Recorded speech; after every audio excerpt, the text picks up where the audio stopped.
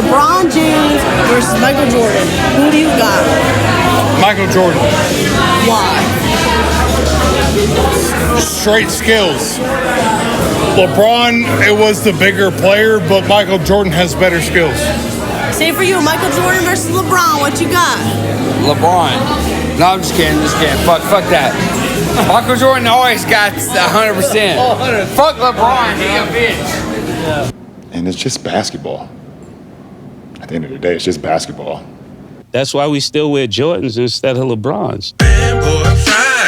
Like and subscribe on the way in the door, my people. I hope you all are having a truly fantastic day today.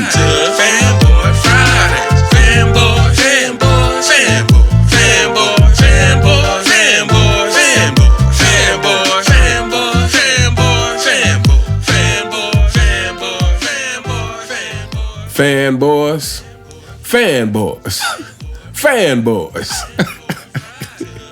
Welcome back, my people. Welcome back to Fanboy Fridays.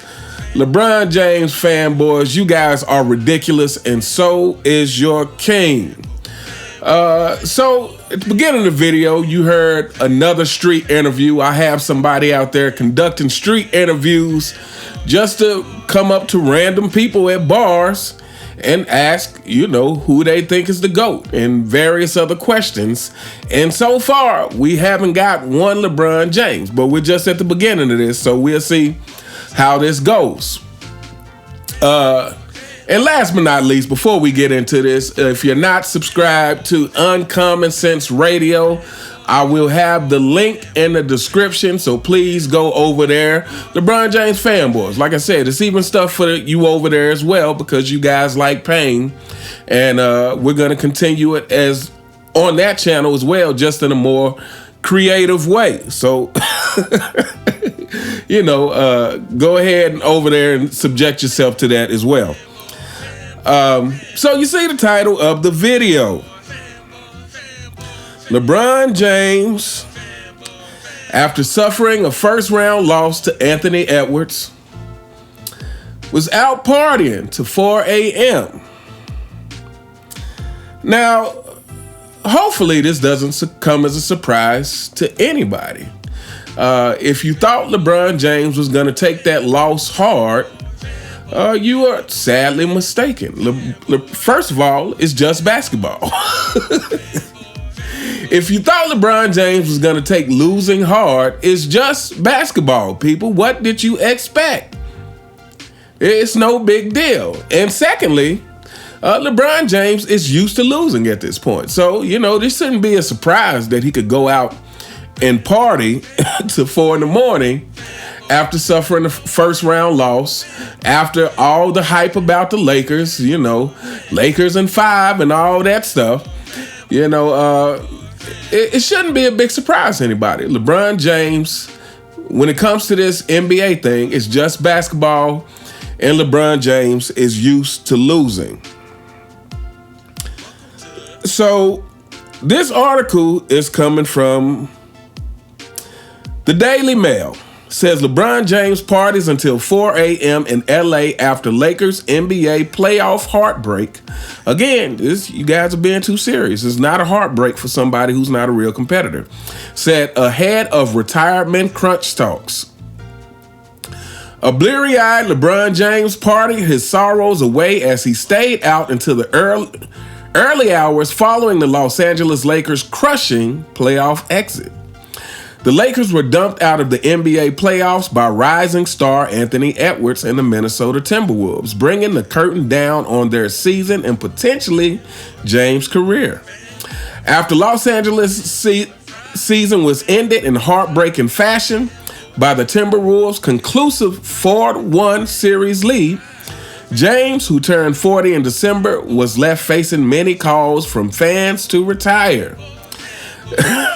But if the impending pressure of uncertainty was weighing on the NBA legend, he didn't let it show. In fact, his post-game activities were far from somber, people. I hope you all are relieved to know that LeBron James was not suffering about this loss.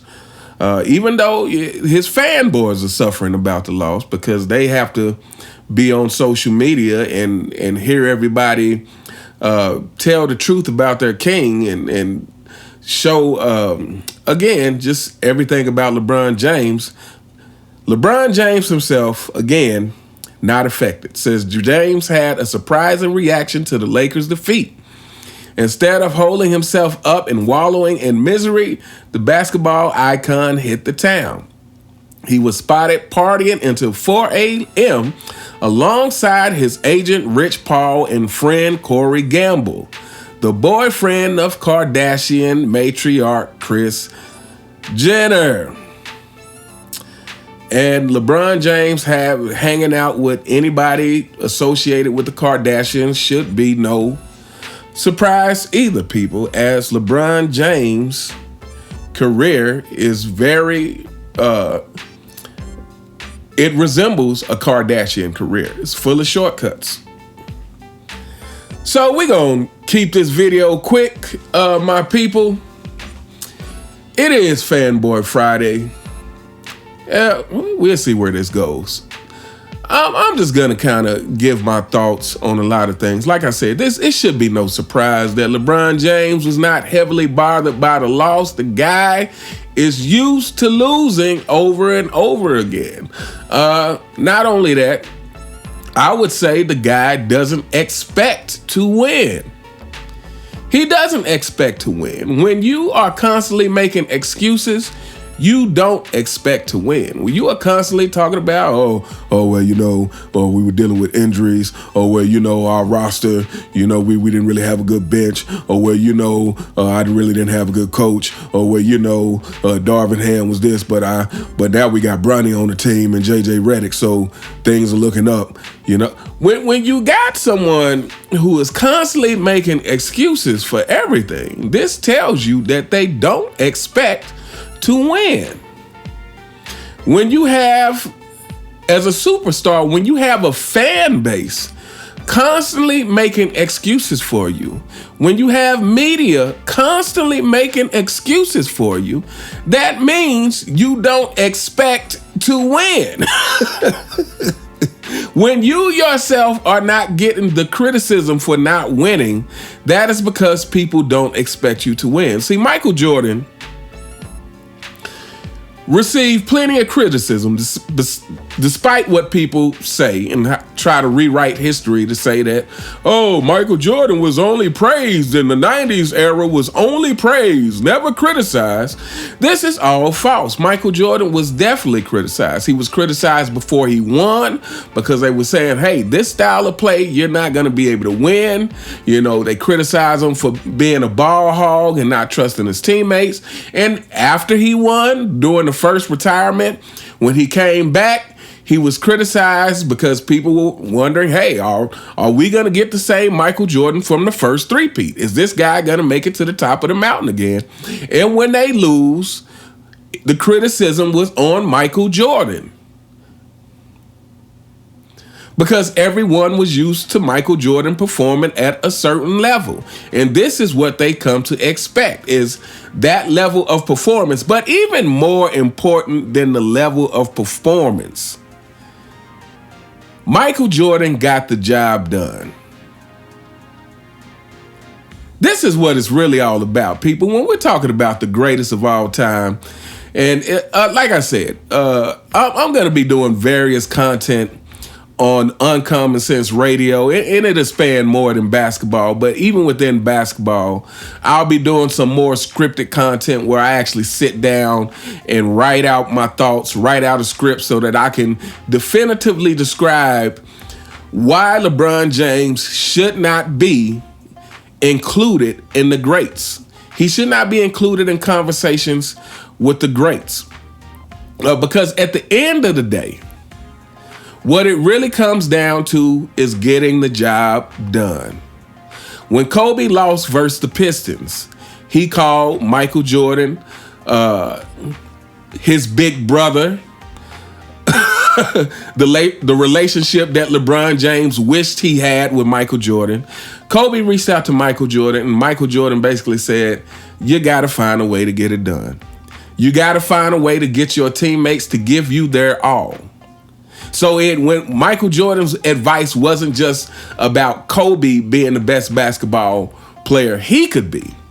Michael Jordan's advice was, hey, you got to figure out how to motivate your teammates to give you their all, to go out there and play their hearts out for you. So again, just passing the ball, that's not good enough. That just passing the ball is not making your teammates better. That is simply racking up a potential assist for yourself. That's all you're really doing, again. But it's about getting the job done. So that means, hey, if you go out and have a triple-double and didn't win, then you should be evaluating what else could it be? What else didn't you do? Okay, I got a triple-double. Was I really hustling on defense? Did I give my all on defense? Okay, I got a triple-double. How was my turnovers in that game? I got a triple-double, but when I was scoring, was it really when we needed it? Like, did I really score when we needed it, or was it in garbage time? Did I score when the momentum felt like it was slipping away from us? Did I score to put the dagger in the other team when it looked like we could put away the game? How did I score my points? What am I doing to actually lead my teammates? Did we lose because I'm so focused on me getting my stats that I'm not holding my teammates accountable? Can I hold my teammates accountable? Can I hold my teammates accountable because I know I'm holding myself accountable, so no one can point the finger back at me, so no one can call me the B word because I'm not playing defense? At the end of the day, it's about getting the job done. And if you're not getting the job done, you need to be evaluating yourself, not looking about who's injured. And again, we'll see this is, you can look to Michael Jordan's career for many examples of just getting it done. Again, the 98 finals when Pippen is injured and had to be a decoy. If Michael Jordan was LeBron James in that situation, he would have already been anticipating losing. He would have been, oh, well, my best teammate, Scottie Pippen, he was injured. So, we really didn't have a chance. This game is all about matchups. And, with Pippen out, I really don't know how people expected us to win. So hopefully next year, we'll all be healthy and I can have my help. No. If that was LeBron James in the 98 finals, was Scottie Pippen by his side as a decoy, and LeBron knew Scottie was injured, he would have already been anticipating losing. But no, not Michael Jordan. Michael Jordan said, hey, okay, be a decoy. Just be out here as a threat, but we'll get it done. I will get it done. When Scottie Pippen didn't get back surgery until the beginning of the season, and they had to play, I can't remember how many games without Scottie Pippen, but they struggled the first few games, and eventually they found their stride with Rodman stepping up. But at the end of the day, Michael Jordan didn't say, hey, well, she said Scottie's gonna be out. We're probably gonna be losing until he gets back. He said, no, okay, everybody, Scottie's out, so everybody has to step it up. We got to find a way to win. What are we talking about here, people? That's what it's about. You got to find a way to win. So again, this whole thing with LeBron James is just so ridiculous. I mean, like I said, nothing today should be a surprise. At this point, we've had 22 years of this stuff. So nothing he does is really a surprise, but that doesn't stop it from being a shame.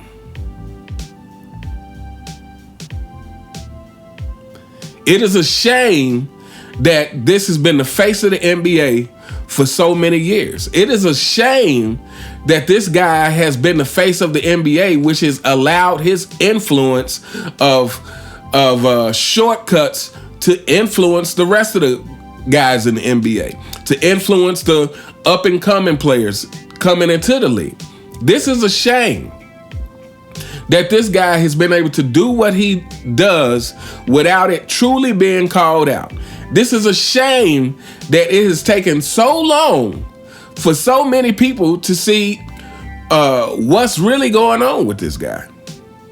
Some people know what's going on with this guy and just are capping. Some people absolutely know. But shout out to Basketball Time Machine. I saw he just really recently did a video basically saying he's done with LeBron James. He's lost all respect for the guy. But again, you know, I like Basketball Time Machine. He's one of the channels I was watching before I ever started doing YouTube. But, you know, part of me is always like, man, what took so long? What for someone who is seem like that invested in basketball, like he is, and don't get me wrong, I understand he's a 90s guy. You know, just like a lot of us who watch this channel, like he's a 90s guy, he's a huge Michael Jordan fan. But again, to me, if you are a 90s guy and a huge Michael Jordan fan, it puzzles me to understand how it takes you so long to come to the conclusion about LeBron James. To come to the conclusion that this guy is not worthy of any respect, that this guy is not worthy of being mentioned with the greats. Like I said, just the flopping alone, like this stuff that's and it's so commonplace that it's like people just acknowledge it and they just move on like it's no big deal. I mean, the camera angle where it showed him peeking to see if the refs were buying his flop. Peekaboo LeBron James. I mean, this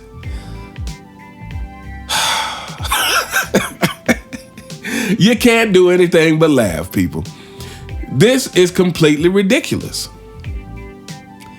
That people talk about this guy in any consideration and have any regards for it. And like, again, and I'm not knocking Basketball Time Machine. This is not what this is. But like I said, it's just puzzling for me. Because at the same time, you know, doing that video, Basketball Time Machine was still, you know, kind of giving him his props, saying like, I'm not trying to take away from what he's done for the game and certain, but it's like, no, what has LeBron James done for the game of basketball? This is what everyone really needs to ask themselves. First of all, if you can be completely honest about what he has done to the game of basketball. You have to be honest about that first. What has he done to the game of basketball? And once you're honest about that, then you have to be honest about, well, what has he really done for the game of basketball? What has he done for the game that anyone else couldn't have done if they just had the spotlight on them? Matter of fact, I would argue that anyone else would have did a better job. Had Steph Curry been the face of the league, the NBA, and don't get me wrong, Steph Curry is partly to blame for why the NBA is where it is. Not like in a malicious way, not in a LeBron James type of way, but just because Steph Curry is such a great shooter and everybody's trying to copy that. And that is part of the problem with the league, you know, shooting so many threes. Again, you know, if you watch that second game of Boston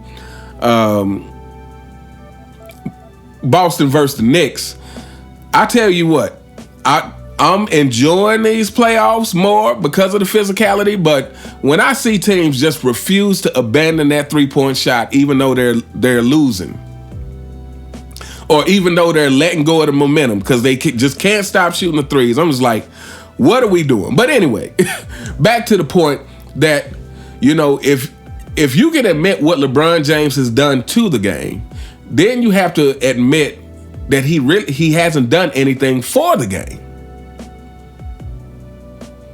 If you can admit that LeBron James, yes, is directly responsible, partly responsible, for ruining the competitive spirit of the game. Directly. Even though LeBron James doesn't shoot threes like Steph Curry, LeBron James' whole game is based on drive and kick. It's based on him having to have shooters around him that don't clog the lane. So again, it's still based on the team being able to shoot 3-pointers. Then you got the flopping. Again, that is a highly uncompetitive thing, especially for somebody who's supposed to be in the GOAT conversation. I don't want to hear about anybody in the top 10 who flops purposefully. That shouldn't be even possible. Matter of fact, arguably top 20, top 30, 40, 50. Again, I'm going to do a video. I'm going to put this on the other channel and it's probably going to be several parts about why LeBron James shouldn't be ranked among the greats at all.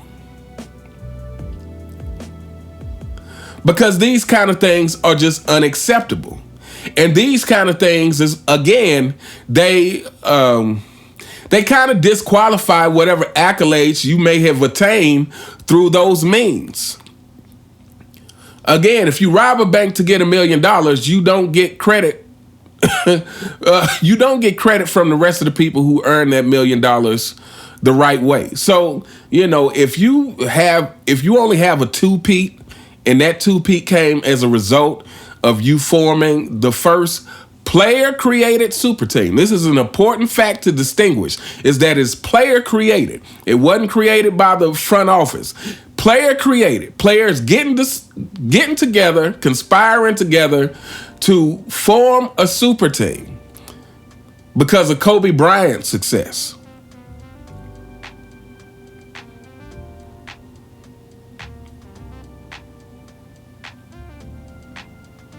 When you have that kind of thing going on, like I said, when that's your only two-peat, after creating that, after getting on stage and talking about how many championships you were going to win, and you only get two, those two, who cares? Like, let's be honest. Who cares? Who cares about LeBron's two-peat except for LeBron James fanboys? Like, if you are really going to be honest about the circumstances around it, who cares about that two-peat?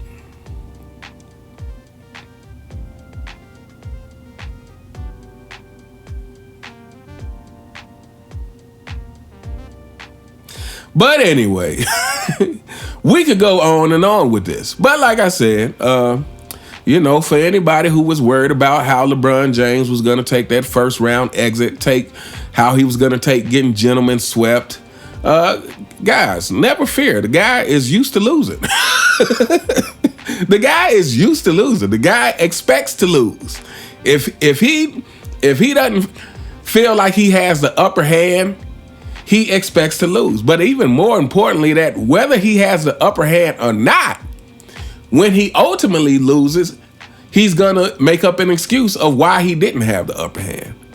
Not to mention this fake injury, which I didn't even do a video on.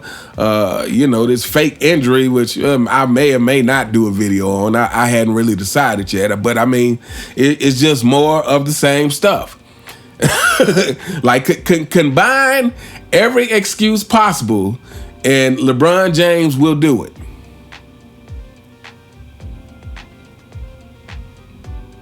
So the reason they lost this season, just so everybody can be clear, is because LeBron James was injured, is because the Lakers didn't have a good enough team, it's because of Luka, it's because JJ Redick is a rookie coach, but let's be clear. It's not because they wasted a spot on Bronny James. It's not because of that, people. It's not because they could have potentially had a better pick than Bronny James. Well, not potentially, could have definitely had a better slot field than to fill it up with Bronny James. It's not because of that. But, JJ Redick being a rookie coach, the Lakers not having a sufficient lineup. It's because of Luka, even though when the Lakers were on the road, everybody was praising Luka. It's amazing how make up your mind. Was Luka that guy or not? But we all know the deal. If you come to a LeBron James team, one thing is for sure is that you are now on the list as potential scapegoats for LeBron James when they ultimately lose. And make no mistake about it, a LeBron James-led team is more likely going to lose than not.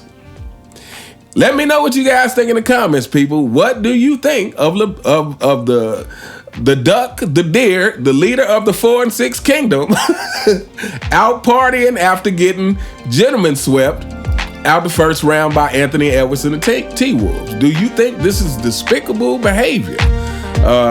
Again, at this point, I think, hey, what do we all expect? But anyway, let me know what you guys think in the comments. You all have a truly fantastic day, and I'll see you next time. All right.